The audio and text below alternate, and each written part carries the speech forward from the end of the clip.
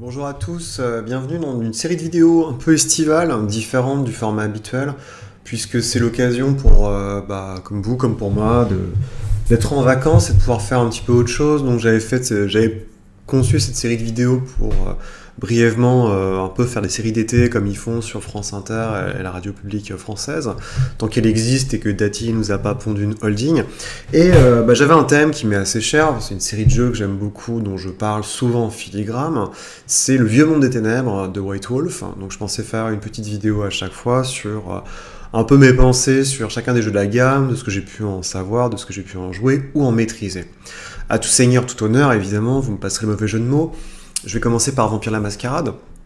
Donc c'est un jeu, contrairement à beaucoup de gens, c'est pas un jeu que j'ai découvert par le jeu de rôle, mais par le jeu vidéo, puisque en 2000, si je dis pas de bêtises, il y a des anciens développeurs de chez LucasArts notamment, qui ont fait 6 sécessions, et qui ont créé un studio qui s'appelait Nihilistic Software, donc, qui s'est un peu perdu dans la vague du monde, parce qu'ils ont fait des jeux qui étaient pas très bien, mais leur premier jeu c'était Vampire la Mascarade Redemption, qui était un peu aussi le moment où, passé Donjon, il y avait un autre éditeur, enfin bon, il y a eu d'autres éditeurs hein, évidemment, parce qu'il y a RuneQuest par exemple, c'est pas le premier jeu vidéo basé sur un jeu de rôle, parce qu'avant il y a eu Donjons et Dragons, Pool of Radiance, Baldur's Gate, j'en passe et des meilleurs. RuneQuest a eu c'est le col du dragon, enfin c'est du roi dragon, donc c'est Pass the Dragon King, qui est un super jeu, si vous pouvez le trouver, il est absolument génial, et c'est RuneQuest, quoi, donc c'est assez délirant, c'est très cool, et il y en a eu pas mal de petits, je crois que Fading Sun a eu un petit jeu de stratégie, enfin,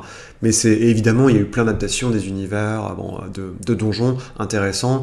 Al-Qadim a été adapté, Ravenloft a été adapté, c'était un blobber, donc un jeu donjon en première personne, et Planescape Torment est probablement l'un des plus grands jeux vidéo. Alors je dirais pas que c'est un bon jeu de rôle, mais c'est un excellent jeu vidéo, et une super histoire. J'en passe, et des meilleurs, et puis évidemment Fallout, et consciemment ou inconsciemment, une adaptation de GURPS, faut jamais l'oublier, qui a été modifié parce qu'ils avaient perdu les droits. Donc voilà, c'est un truc intéressant. Et Vampire est le premier jeu vraiment années 90 qui avait eu un zeitgeist démentiel, qui se voit adapté en jeu vidéo à l'heure des années 2000.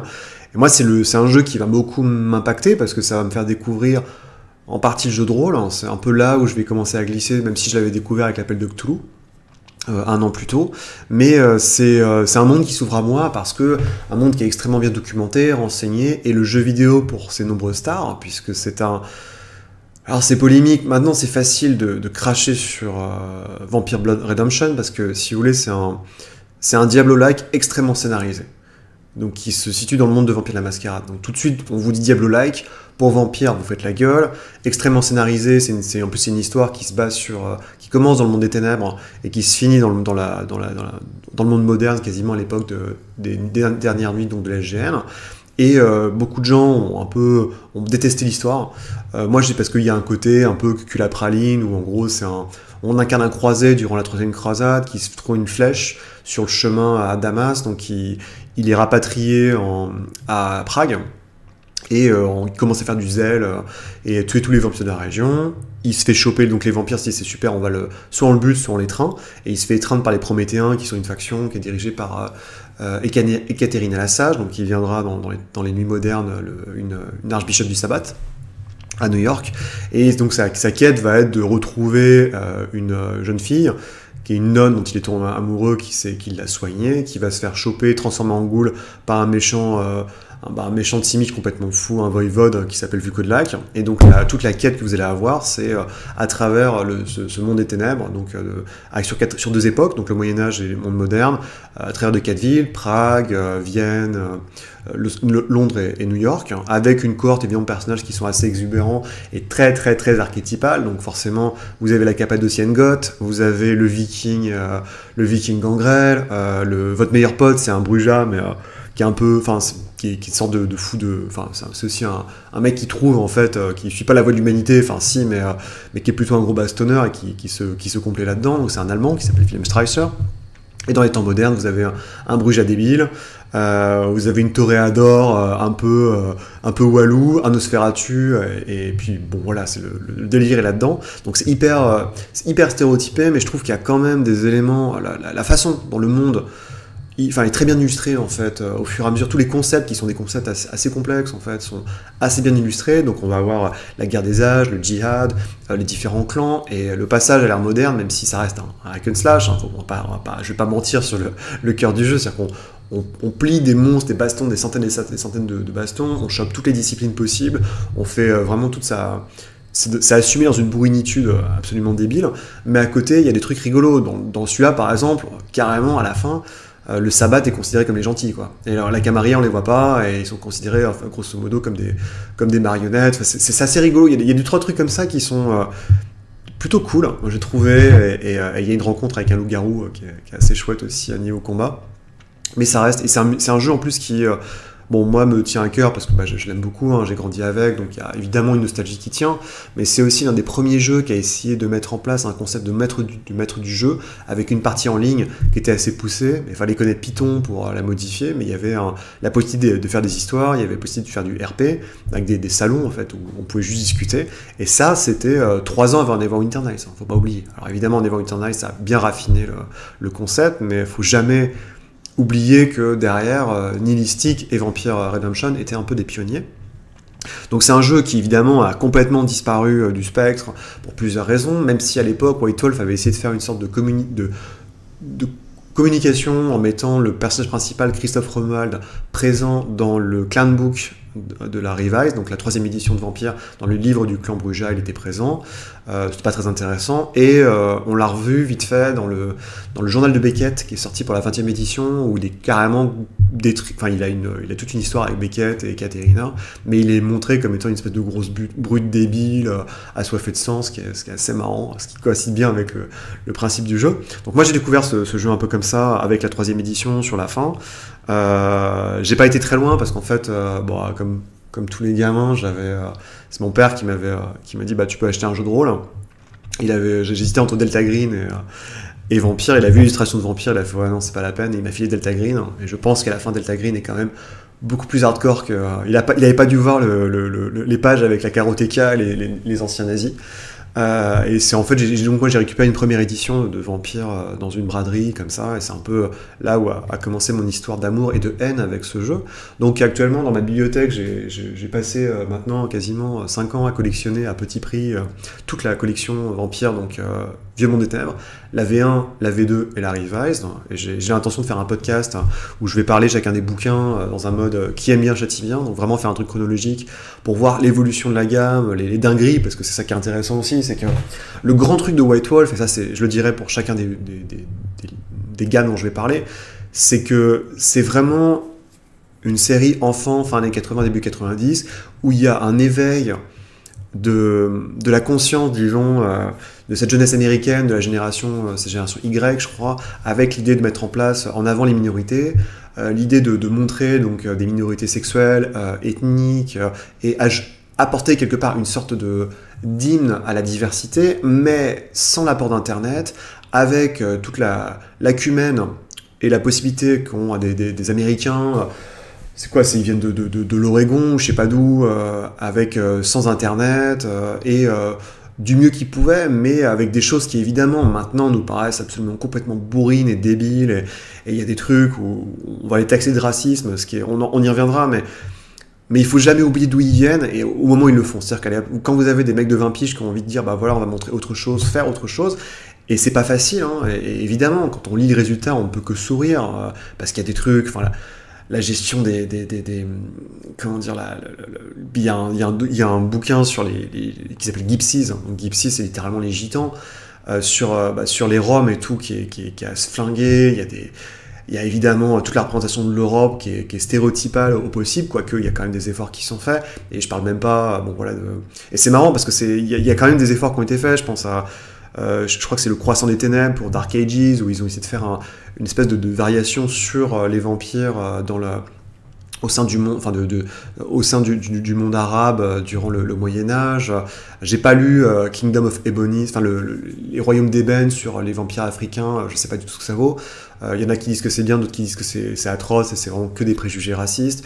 Vampire d'Orient, c'est très particulier, c'est quand même, il y a quand même le délire de dire de toute façon tu peux devenir vampire, enfin tu peux devenir un vampire d'Orient si tu as plus ou moins de sang asiatique. Enfin, c'est super bizarre. À ce moment-là, tu vas dans les enfers asiatiques. Donc c'est très bizarre, mais c'est quand même des tentatives qui, à mon avis, sont les bienvenues. Elles sont pas parfaites, elles sont très maladroites peut-être, mais moi j'aurais été à leur place, je sais pas si j'aurais fait mieux. Très honnêtement, surtout voilà, à ce niveau-là où il n'y avait pas d'internet, où les gars ils pondaient quand même pas mal de suppléments parce que c'était quand même une machine. Et ça c'est un truc que je trouve assez touchant, même si bon voilà, maintenant c'est très facile à l'heure actuelle de dire ah, ça c'est bon, ça c'est faux, ça c'est mauvais, ça c'est complètement con, ça c'est raciste, mais c'est aussi c'est assez rigolo, c'est de voir un peu les dingueries aussi qu'ils ont fait à la fois par rapport à leur ligne éditoriale et par rapport au monde, parce qu'évidemment donc Vampire, le principe c'est qu'il y a eu 3 éditions, chaque édition a ajouté des éléments d'historicité sur le monde qui sont appelés consciemment le métaplot. Et ça va des fois, ça devient mais de la folie, surtout quand les gammes commencent à se mélanger, où là on atteint des niveaux de dinguerie. Je pense notamment à ce qui s'appelle le fameux El Famoso, la semaine du cauchemar, qui était le passage de la V2 à la V3, où en gros il y a un antédiluvien qui se réveille, il y a une bombe atomique, il y a 2 bombes atomiques qui sont balancées dans le monde spectral, il y a les super vampires d'Orient, Bodavista qui arrivent pour les défoncer, enfin c'est n'importe quoi. Et ça fait vraiment exploser les têtes, mais c'est aussi pour ça qu'on aime détester ce monde. Donc Vampire, évidemment, commence avec la V1 sur un monde qui est hyper inspiré par la New Wave, par l'angst des années 80, aussi par des films, notamment un film que j'aime beaucoup, qui est un peu oublié aujourd'hui, mais qui a eu un impact absolument démentiel, au moins sur Vampire la Mascarade, qui est Aux frontières de l'aube, donc qui est ce grand film de Catherine Bigelow, l'ex-femme de James Cameron, avec notamment donc qui situe en fait l'arrivée d'un gamin qui est joué par Adrien Pastoire, donc qui fera Jim Profit plus tard, et Nathan Petrelli dans Heroes, qui se retrouve en fait, qui devient vampire, qui est transformé en vampire avec une illustration qui est, en fait il boit le sang d'une fille à son poignet, et c'est une illustration qui est repris stricto sensu par Tim Bradstreet dans le bouquin de base de la V1, comme beaucoup d'illustrations, et il se retrouve en fait dans une sorte de famille dysfonctionnelle de vampires qui sont tous plus barrés les uns que les autres, avec un gamin vampire qui est un psychopathe parce qu'il a jamais pu grandir. Il y a Bill Paxton, le très regretté Bill Paxton, donc, que vous connaissez parce qu'il joue Marines dans Aliens 2, qui fait Game Over Man, Game Over. Il a fait plein de trucs, c'est un des seconds rôles les plus récurrents du cinéma américain sur 30 ans, avant hélas de décéder durant une opération chirurgicale, et il joue vraiment l'archétype du sabbat, quoi. Le mec, il est là, il a la lunette de soleil de nuit, il a la veste en cuir, il est complètement gorgé de sang, et il y a une scène dans un bar qui est absolument incroyable. Si vous l'avez pas vu, c'est une sorte de jeu de massacre pervers qu'ils font sur les pauvres gars qui sont dans le bar, qui est hallucinante, et les dirigeants de cette famille, c'est Lance Henriksen et sa femme qui est, donc je sais plus, c'est l'actrice qui jouait la mère de substitut, qui joue dans Aliens aussi, qui joue la Marine, c'est Vasquez, je crois. Et dans Terminator 2, elle joue la mère d'adoption de John Connor. Et vraiment, eux sont plus des vampires, voilà, basés sur la nostalgie, parce qu'ils ont connu la guerre de sécession. Lui, c'est un soldat de la guerre de sécession, elle est encore plus ancienne, et en fait, à la fin, ils se suicident quasiment parce qu'ils n'ont plus leur place dans le monde. Et tous ces thèmes-là, en fait, vont être retrouvés dans Vampire la Mascarade, qui est ce espèce de grand concept de jeu, en disant, bah voilà, on a un monde, on prend l'horreur personnelle, quelque part, qui a été développée dans Near Dark, donc aux frontières de l'aube, avec l'idée que tous les vampires ont en soi, donc ils ont des règles extrêmement codifiées pour vivre, parce que justement, ils ont tous une espèce de bête à l'intérieur, quand ils sont transformés en vampires, qui va toujours les pousser à dégénérer, à juste se nourrir, dormir et protéger leur territoire.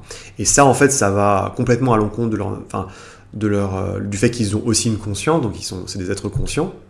C'est pas juste des créatures qui simulent en fait leur humanité, ils ont une sorte de part d'humanité qui est toujours vacillante, alors vous pouvez appeler ça humanité ou autre, mais cette conscience en fait est mise à mal par la bête, qui va toujours essayer de pousser contre les murs de sa prison, en fait, et le problème aussi, c'est que si la bête est vue, c'est-à-dire que si les vampires cèdent à leurs pires instincts, ça va se voir par les humains, et l'idée du monde, c'est que justement il y a un jour, les humains se sont aperçus qu'il y avait des vampires, et ils ont cramé tout le monde, et donc, vu qu'il y a c'était de l'Inquisition, et vu qu'il y a un vampire pour 100 000 habitants, ça peut aller très vite si un jour, surtout que les vampires doivent dormir 2 jours, donc si les humains se réveillent, c'est game over, quoi. Et donc, le principe du jeu, c'est la mascarade, parce que ils font semblant, ils se cachent des yeux des humains, ils font attention, et à côté de ça, l'ironie du jeu, c'est que c'est des prédateurs, mais qui sont sociaux, parce qu'ils sont obligés de se partager des villes, ils sont obligés en fait d'avoir une sorte de discussion et de régler leurs conflits le plus possible, pas par la violence, mais par les débats ou par autre chose, parce que s'ils commencent à s'entretuer,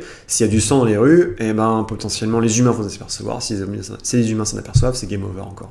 Donc c'est vraiment le pitch du jeu, c'est de mélanger de la politique où en gros vous êtes coincé, parce que c'est une politique immortelle, et plus les vampires sont vieux, plus ils sont balèzes. Donc en gros c'est les vieux qui dirigent les jeunes, et les vieux partent jamais à la retraite, donc les jeunes sont obligés de magouiller, de manœuvrer pour asseoir leur puissance et éventuellement rester debout.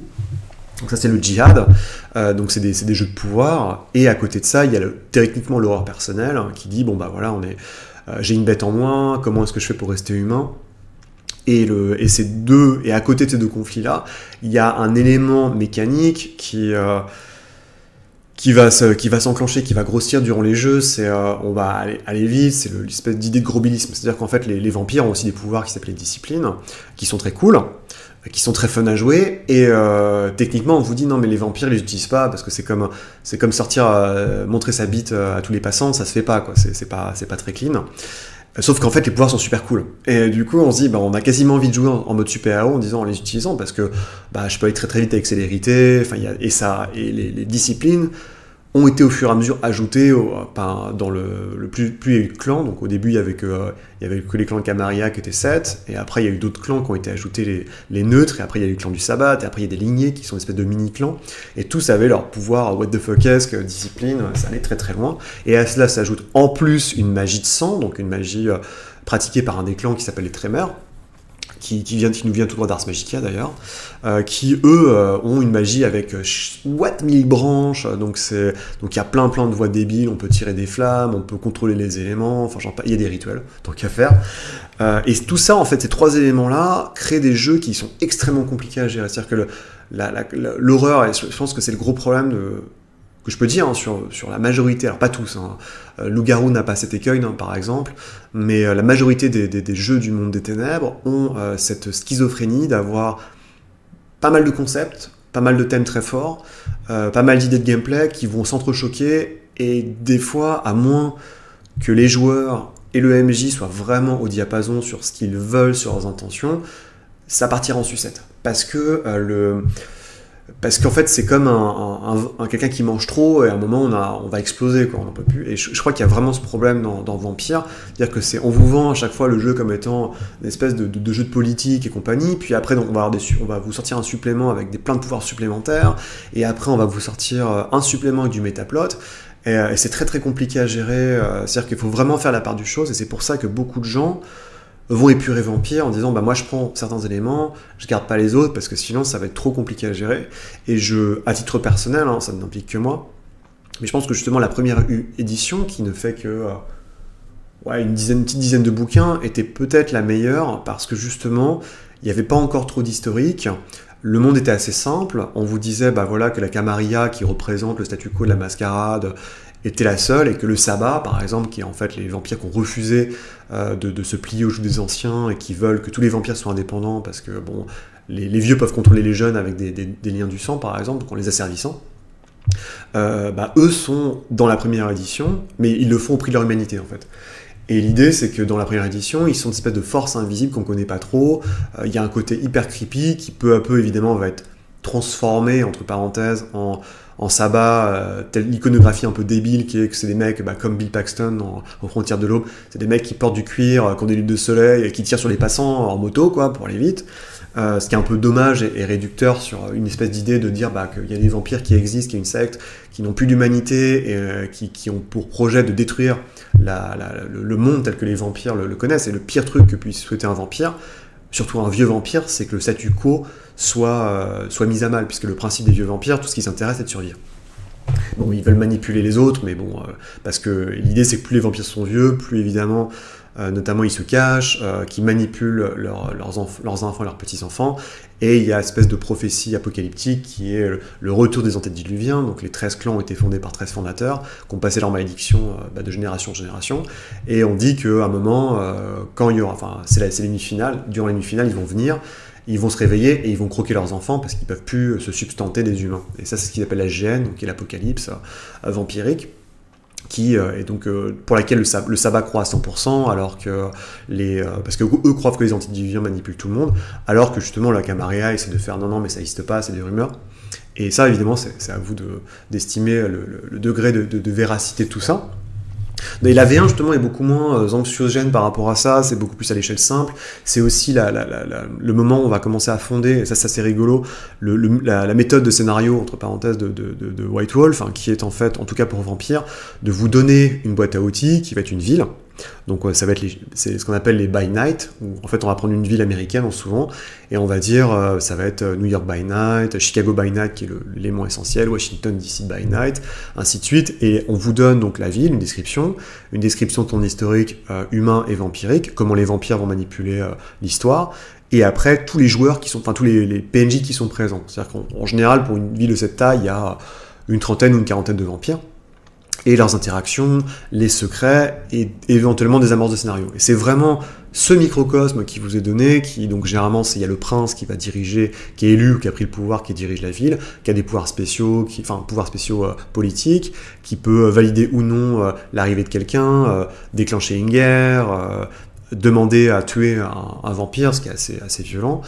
En dessous il y a les primogènes, qui sont les représentants de chacun des clans, enfin les plus vieux en général de chacun des clans, qui sont une sorte c'est le parlement, quoi, allez vite, des vampires, et en dessous, il y a pas mal de petits rôles annexes, alors le shérif, qui s'assure que les lois de la tradition, donc les lois vampiriques sont respectées, le fléau, qui lui est là pour dézinguer les vampires qui sont plus acceptés, les harpies, qui sont un peu les socialites de l'Elyséum. Donc l'Elyséum, c'est une sorte d'endroit neutre où on peut se réunir et discuter avec les vampires de manière sociale, mais c'est aussi un jeu de massacre. Voilà, j'en passe et des meilleurs, et à côté de ça, il y a tous les vampires qui gravitent, et généralement les PJ, en tout cas dans la V1, vous êtes censé jouer des petits vampires qui viennent d'être créés dans les années 90. Et donc vous découvrez ce monde un peu compliqué, à la fin, votre créateur vous lâche et vous dit bon bah voilà, maintenant tu sais te débrouiller par toi-même, et c'est à vous un peu de survivre dans ce monde-là. Et dans la V1, il y avait des trucs un peu dingos, notamment il y avait les Malkaviens, qui sont les vampires fous, avaient une connexion avec les fées, qui est un thème assez récurrent en fait, qui est hérité d'Ars Magica, donc qui était très cher à Mark Reinhagen et les gens de l'époque de Lion Rampant, donc la première, le magazine en fait qui a donné lieu à White Wolf, qui était dans l'idée en fait simplement donc l'idée il y a des fées, on en reviendra, ça fait un autre jeu qui s'appelle Changeling, et les Malkaviens qui avaient un don de folie en fait avaient une connexion avec ça. C'est une connexion qui a complètement disparu. Il y avait aussi l'idée que si on tuait son sire, donc la personne qui vous crée assez rapidement, on pouvait redevenir humain. Et ça c'est marrant parce que dans le bouquin de base en français est un peu bizarre parce qu'ils ont pris des illustrations de toute la V1. Donc les différents scénarios, les suppléments, il y a des illustrations qui sont mises, qui n'ont rien à voir en fait. Et si vous reprenez la V1 américaine, que quelqu'un m'a gracieusement offerte, il y a une petite BD qui est donnée dans différents styles. Et cette BD justement montre la vie d'une Mathusalem, quasiment une très très vieille ancienne qui vivait durant Babylone et qui se réveille à plusieurs époques, et à la fin elle arrive dans les temps modernes, et elle tombe amoureuse de la réincarnation de son premier amant, et en fait c'est un pauvre mec random qui est artiste. Elle le transforme, et à la fin en fait le gars subit toutes les horreurs d'un nouveau vampire. Il arrive à la tuer en fait, et en la tuant il redevient humain. Donc ça c'était marrant parce que moi, vieux briscard de lecture de vampires, je me rappelais pas qu'il y avait ça. Donc ça c'est dans le bouquin de base quoi, directement. Donc et la V1 est très en plus ils cherchent beaucoup leur marque, il y a plein de trucs un peu rigolos. Il y a un scénario qui est pas génial qui s'appelle Alien Hunger, où il y a Pasteur en fait, donc Louis Pasteur qui est un vampire mais qui a réussi à devenir un vampire de manière artificielle en s'injectant du sang, en faisant des expériences, et il crée les vampires, donc les PJ artificiellement avec des concoctions qu'il a faites. Enfin c'est beaucoup plus simple en fait, même si on commence à voir déjà il y a pas mal de trucs qui sont sur la table. Il est fait mention notamment il y a un guide de tous les du MJ avec les loups-garous sont introduits, les mages on en parle brièvement mais c'est un état d'Ars Magica. Il y a les Baali aussi qui sont déjà là, enfin il y a les momies parce qu'il y a un grand thème égyptien. Il y a des gens qui aimaient beaucoup l'Égypte. L'Égypte est un élément très très important de la mythologie du vieux monde des ténèbres, et après on arrive sur la V2 qui elle va être beaucoup plus carré, propre en termes de mise en page. On a tous les clans qui vont être fixés, on va avoir le sabbat qui va être révélé. Je pense que c'est la grande tragédie de Vampire la Mascarade, c'est de révéler le sabbat, et en fait quand on les voit de l'extérieur, on se dit ouais, soit c'est des mecs qui font vraiment peur, mystiques, qu'on comprend pas, soit c'est des bikers qui tirent sur les passants dans la rue. Et en fait, en lisant, en fait, c'est vraiment des mecs qui tirent sur les passants dans la rue. Et c'est assez bidon, moi, je trouvais. Enfin, en gros, on retrouve les mêmes clans parce que évidemment, ils ont les La Sombra et Tsimiché qui sont censés être un peu le pilier du sabbat. Mais si vous voulez jouer des clans Camarilla, vous pouvez parce qu'il y a des anti-tribus. Ils ont plein de lignées caca à la con. Ils ont des vampires, moitié fées. Ils ont les Cappadociens que vous aviez perdu de vue. Enfin bref, et surtout, moi, ce que j'ai pas aimé, c'est il y a des trucs un peu bidons, quoi. C'est-à-dire que on vous dit ouais, ils supportent pas les traditions, ils supportent pas la mascarade et tout, mais en fait on s'aperçoit qu'ils appliquent eux-mêmes une mascarade qui s'appelle la loi du sang, enfin le silence de sang. En gros, ils vivent dans toutes les villes ghetto et ils assassinent les gens qui posent trop de problèmes et donc qui les ont vus. Qu'après on dit que c'est un crime usuel qui s'est passé. Donc bonjour la mascarade qui est pas respectée. Et le seul truc que moi j'aime vraiment dans le sabbat, c'est justement l'idée qu'en fait c'est une hypocrisie globale, parce que quand vous regardez les stats ou la psyché des anciens, donc les plus vieux sabbatistes, on s'aperçoit que soit c'est des mecs qui regrettent la Camarilla, ou qui regrettent l'ancien ordre, soit c'est des mecs qui sont quasiment indissociables de leur père ancien de côté Camarilla.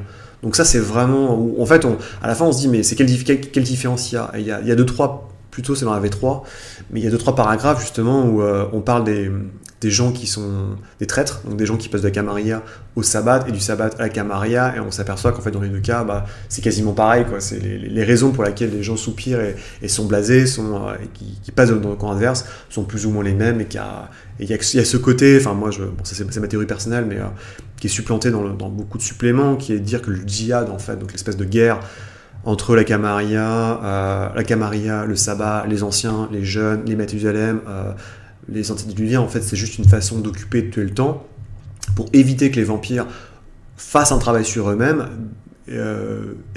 quelque sorte, en fait, conjurent l'hypocrisie qu'ils ont, parce que tout le principe de vampire, à mon avis, ça ne regarde que moi, mais c'est l'idée qu'on va s'occuper, on va essayer de ne pas penser au fait qu'on a une bête en soi, on va se dire que la dégénérescence est inéluctable, ce qui est faux, en fait, puisque techniquement, vous pouvez cramer l'expérience pour essayer de garder votre humanité, mais ça implique de perdre du pouvoir, ça implique de perdre de choses, et donc, et évidemment, l'idée qui est très chrétienne, je veux dire, et c'est évidemment, c'est un jeu qui a une mythologie qui est basée sur Caïn, sur Abel, il y a des infernalistes, enfin, il y a tout ce côté-là qui est très orienté, disons, religion chrétienne. Ça, pour moi, c'est évident, et ça pose beaucoup de problèmes, en fait, pour après les mythologies qui sont développées, au moins sur Vampire.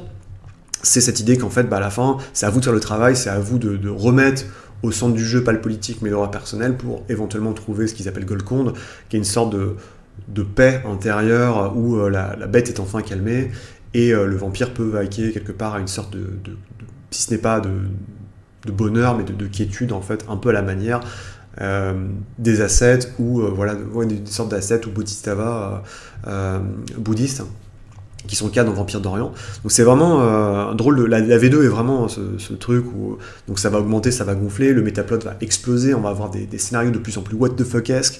Je pense notamment à Washington DC, où en fait, alors je vais spoiler des jeux, excuse-moi, je spoil des jeux qu'on 30 ans, mais en gros on s'aperçoit que le prince de Washington DC, c'est pas un ventru, c'est un La Sombra qui s'appelle pour un ventru, qui est un ancien légionnaire romain, et le type a pour objectif d'accéder au président des États-Unis, qui est protégé par la technocratie, donc attention, c'est un truc de mage, pour activer les bombes nucléaires et faire tomber des bombes nucléaires sur le monde entier pour créer en fait un monde post-apocalyptique dont il serait le dirigeant. Et il utiliserait les bombes atomiques pour détruire les antédiluviens.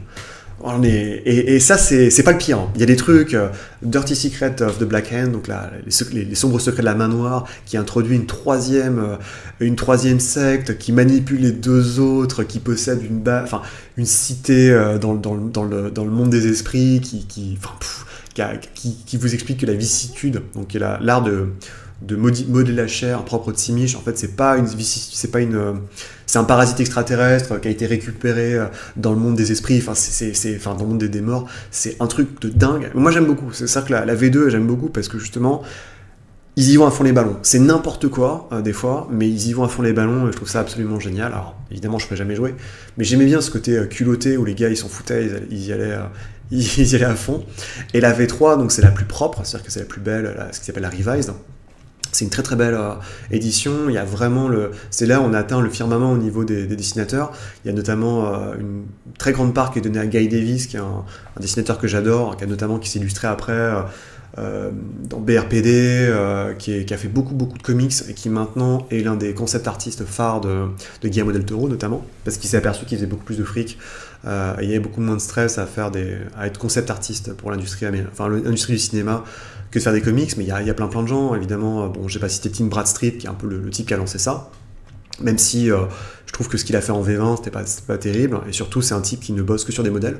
Donc c'est Tim Bradstreet, vous l'avez sûrement vu aussi, c'est lui qui fait toutes les illustrations des couvertures de Punisher, donc le comics chez Marvel pendant quasiment 15-20 ans, mais il fait toujours tout ça sur le modèle, et je trouve que sur la V1, autant c'était vraiment très très bien, parce que c'était très noir et blanc, c'était très conceptuel, autant sur la V20, là c'est dégueulasse, c'est à moitié en couleur, et puis là on sent que c'est un peu passé de mode, quoi. Il y a plus, le zeitgeist n'est plus là quelque part. Parce que c'est vrai que Vampire aussi, il y a ça, c'est que c'est un jeu qui est très ancré sur les 90-2000, qui à mon avis a perdu sa superbe aujourd'hui, mais qui a renaît sous d'autres formes.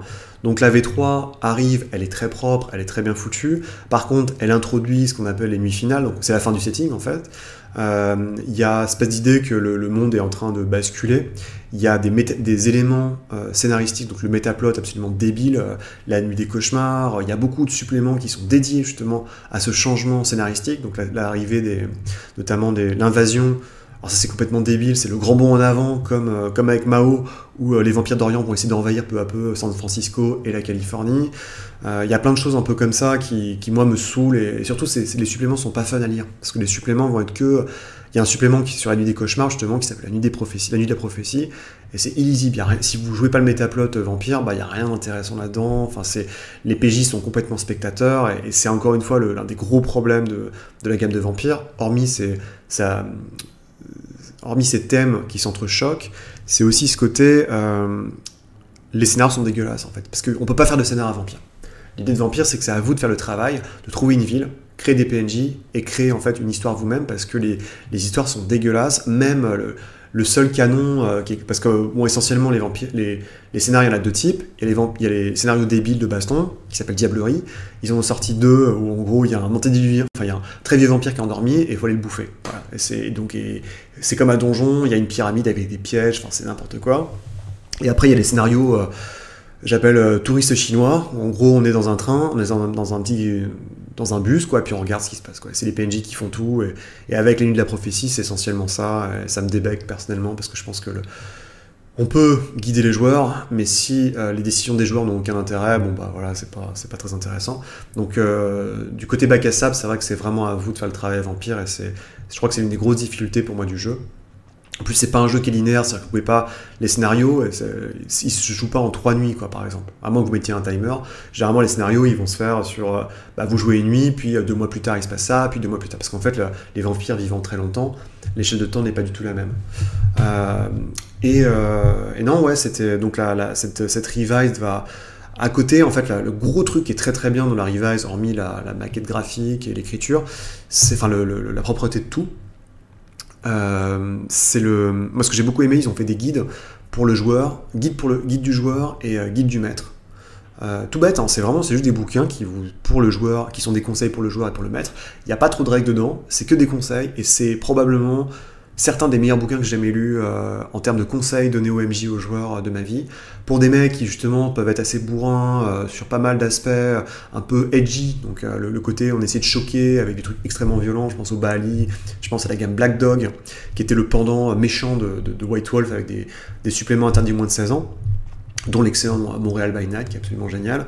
Et en fait, on a 2 bouquins qui vous donnent des conseils pour jouer et pour faire jouer Vampire, qui sont absolument géniaux et que je ne peux que vous recommander, même 25 ans plus tard, tellement c'est des bouquins qui m'ont enchanté, et je prends toujours un plaisir à les lire et les relire.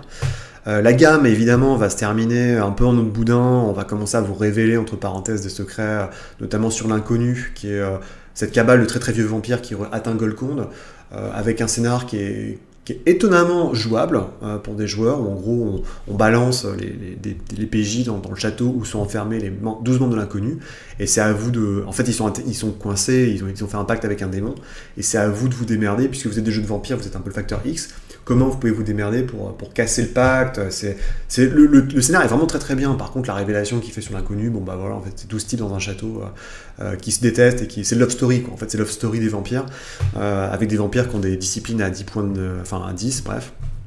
Et il y a la fin qui est particulièrement GN, quoi. Donc je retrace, en 2003 on dit ça y est c'est fini, attention c'est la fin du monde des ténèbres, on va vous sortir, vous allez voir 3 livres, donc GN pour Vampire, Apocalypse pour Loup-Garou l'Apocalypse et Ascension pour Mage Ascension, ainsi qu'un bouquin compagnon qui s'appelle Time of Judgment, donc le temps du jugement, qui va donner la fin de toutes les petites gammes, Changeling, Démon, Hunter et compagnie, sachant que Wraith, donc le truc qu'on joue les fantômes, lui avait servi, enfin la fin de Wraith, avait servi de déclencheur au début de la V3. Donc en fait tous les éléments du métaplot de la V3 venaient en fait de la fin de Wraith en quelque sorte.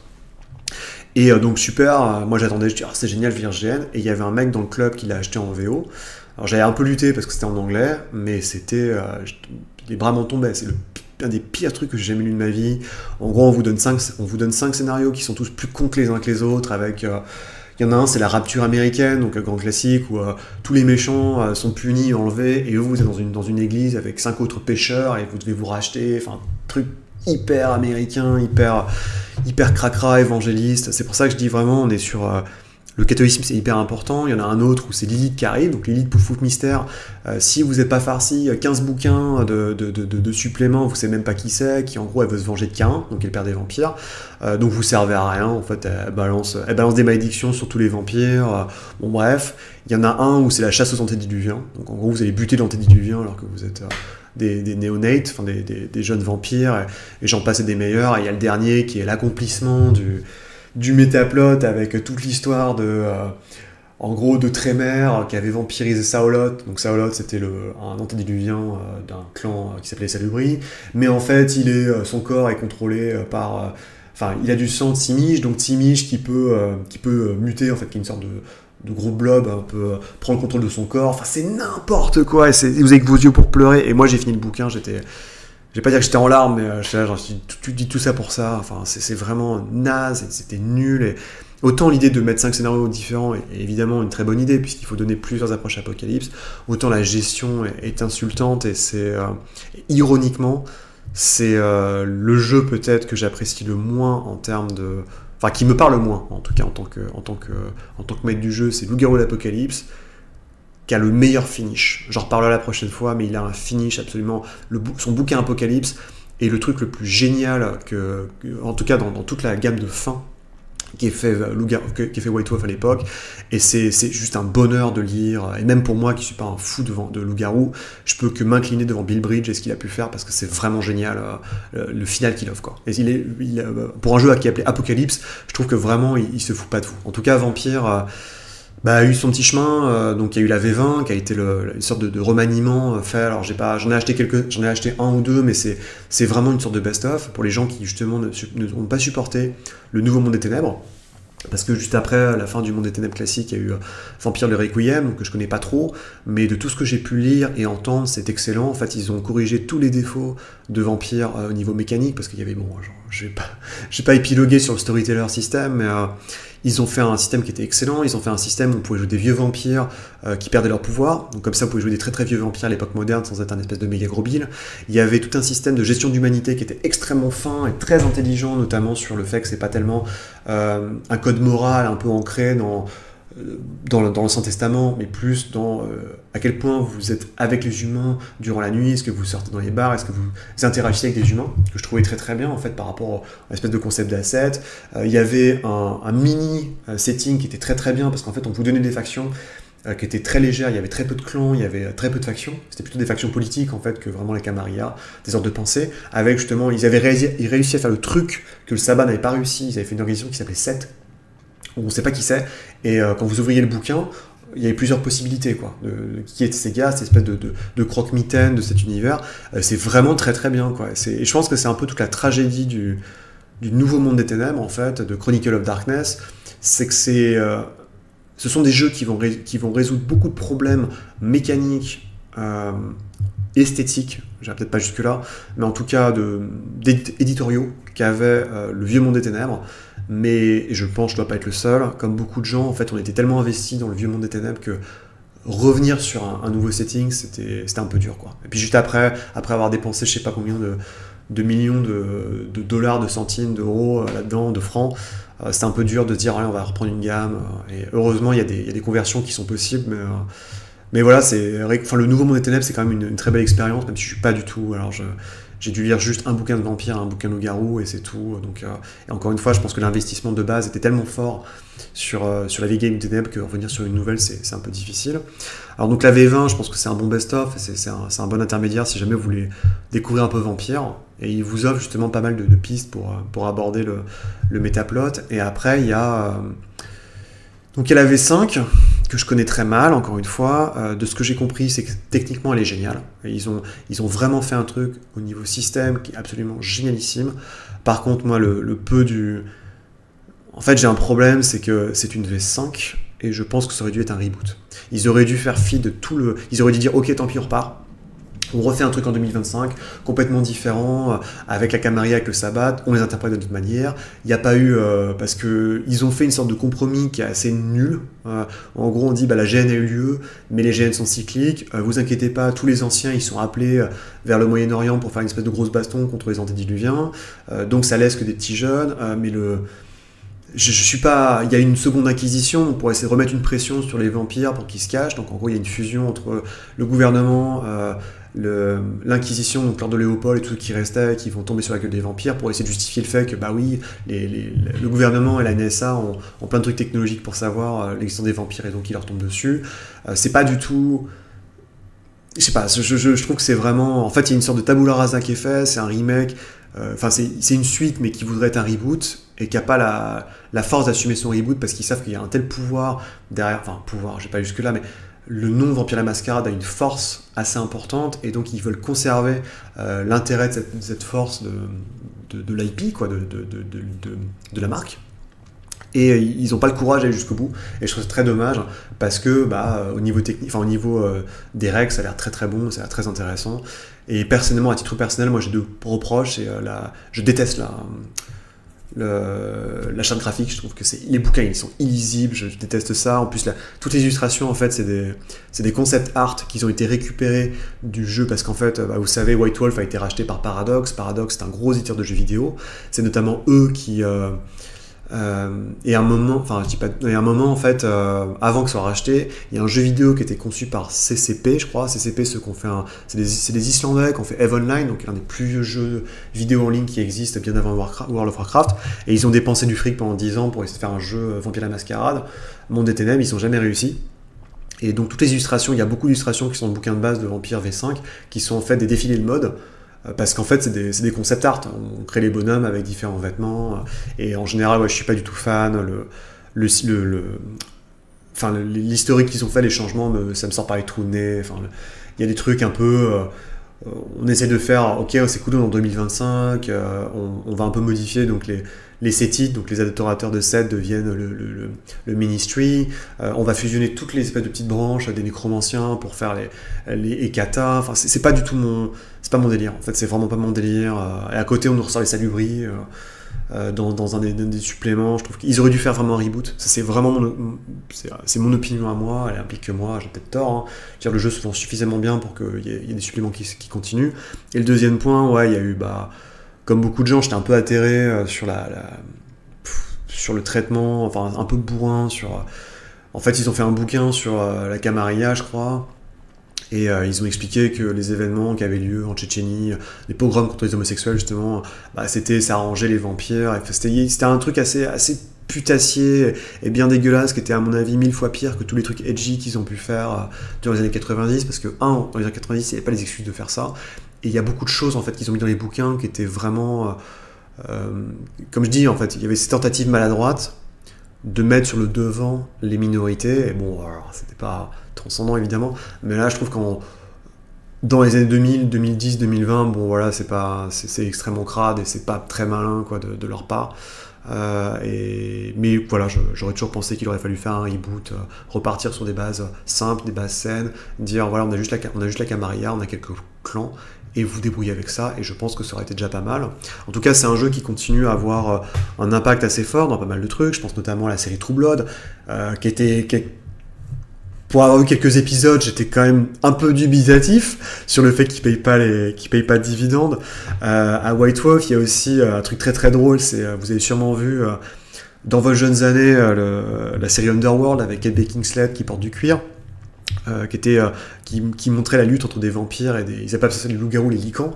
Et le type avait dit non, mais les types de White Wolf ont dit dis donc, vous poussez un peu le bouchon un peu loin, parce que dans le premier film, il y avait une abomination qui était un mix entre un vampire et un loup-garou. Et il a dit non, mais j'ai jamais lu White Wolf, enfin, je sais pas ce que c'est Vampire et Mascarade.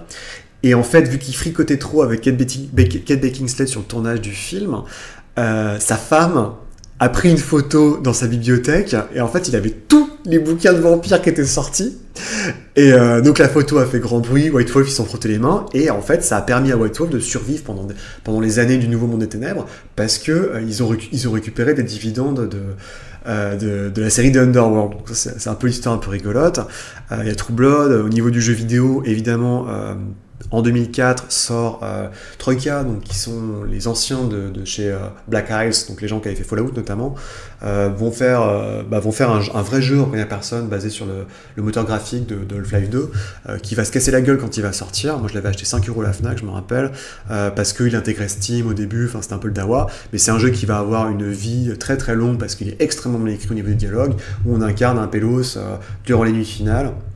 À Los Angeles, donc un statut particulier parce que Los Angeles c'est une ville contestée, territoire anarque, et c'est un excellent jeu qui est extrêmement bien doublé, très très bien écrit. Alors bon, le niveau du gameplay, moi je suis pas transcendé, hein, je trouve que c'est aussi naze que Redemption, parce qu'il y a des trucs, je passerai sur les détails, mais il y a beaucoup de scènes de shoot, des donjons, etc.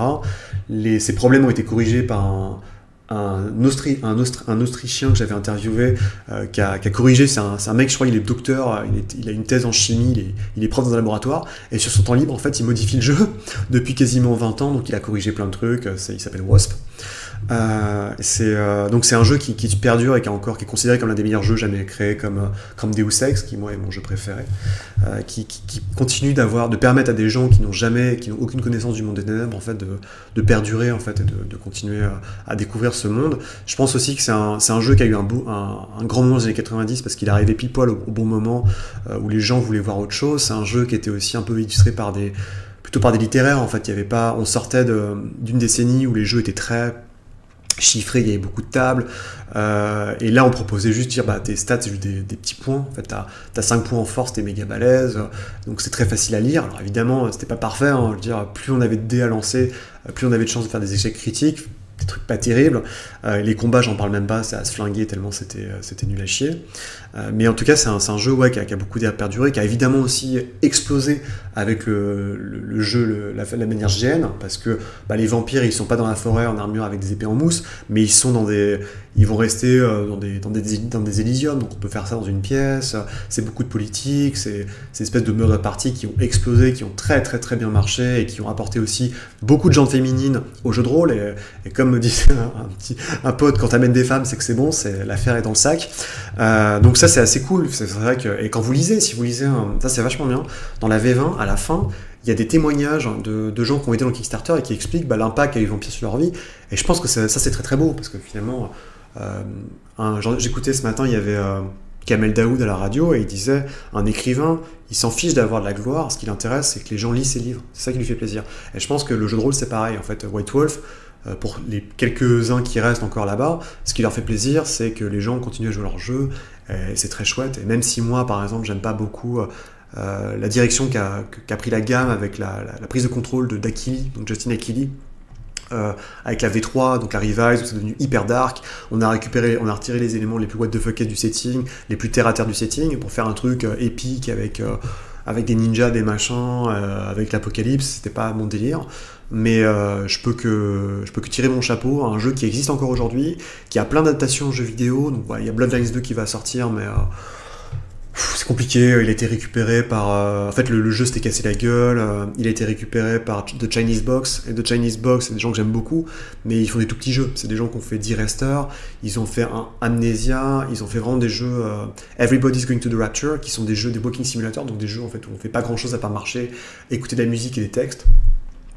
Notamment la musique de Jessica Curry qui est une super compositrice, mais je vois pas trop en fait l'envergure de faire un RPG comme ça. Alors, on peut toujours être surpris, hein, je veux dire, j'oublierai jamais que Creative Assembly, donc les gens qui font que des RTS, qui ont fait les Total War Warhammer, ils ont sorti Alien Isolation il y a 10 ans, un FPS horrifique basé sur Alien, et c'est un putain de jeu, quoi. C'est un jeu qui est absolument démentiel, que j'ai adoré, et pourtant c'est leur coup d'essai. Donc peut-être que on sera surpris avec Bloodlines 2. Et en attendant, en fait, il y a aussi ce côté où Paradox est en train de filer la licence à qui le veut en jeu vidéo. Donc il y a plein de visual novels, de petites aventures graphiques qui sortent sur Vampire. Il y en a une que j'ai bien aimée, moi personnellement, c'est une trilogie qui s'appelle, c'est la trilogie de New York. Donc c'est Coteries of New York, Shadows of New York et Reckoning of New York, qui se passe donc dans le canon V5, donc où les La Sombra font partie de la Camarilla, donc forcément pour moi ça fait hurler mon petit nerf d'intérieur. Mais en tout cas les deux premiers jeux sont très très chouettes, le troisième un peu moins, mais il valent 10 balles, c'est vraiment du vampire où on se fait manipuler de A à Z, où on joue un espèce de petit pélos qui arrive et qui comprend pas trop ce qui se passe, mais c'est très plaisant, il y en a 13 à la douzaine, vous pouvez vous servir sur Steam, ils doivent tous coûter 10 balles, donc c'est un vrai plaisir. Donc voilà, Vampire, un jeu qui m'était cher, et le premier épisode, je pense, de cette espèce de série estivale. Les autres sont beaucoup moins longs, parce qu'après, je les connais pas tous aussi bien. Mais j'espère que je pourrai parler notamment de Demon the Fallen, qui est un jeu que j'aime beaucoup, qui est complètement oublié, Wraith, qui vaut le coup de se pencher aussi, ne serait-ce que par la lecture de la gamme, j'en passe et des meilleurs, et donc je vous souhaite un très bon été, à la prochaine. Allez, salut.